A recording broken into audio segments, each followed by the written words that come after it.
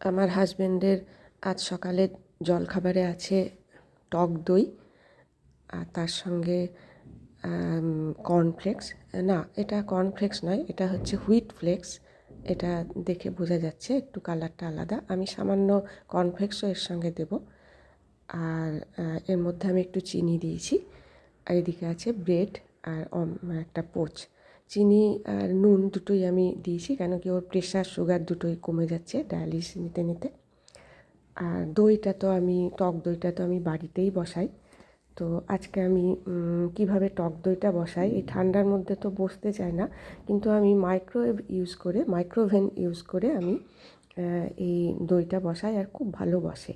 প্রথমে আমি দুধটাকে এমনি দুটো বাটির মধ্যে একটু ঢালাপাড়া করে নিয়েছি। তারপর দইটা জল ছেঁকে নিয়ে এর মধ্যে মিশিয়ে নেওয়ার পর দুধের সঙ্গে মিশিয়ে নিয়েছি। সেই দুধটা আমি এবার প্রিহিট মাইক্রোওভেনের মধ্যে দুধটা ঢুকিয়ে দিলাম। এবার দুধের বাটিটা, এবার একটা ঢাকাও এর মধ্যে আমি দিয়ে দিলাম। ওটা ঢাকাটা দিয়ে আমি এটা 7-8 ঘন্টার জন্য এইভাবেই রেখে দিলাম। তো এইভাবে দই পাতলে এত ভালো দই বসে, আপনারা দেখবেন। এই যে আমি দইটা বের করছি, একদম সুন্দর দই বসে যায়, মানে একটুও জল থাকে না, ভালো দই বসে, দেখুন এই যে।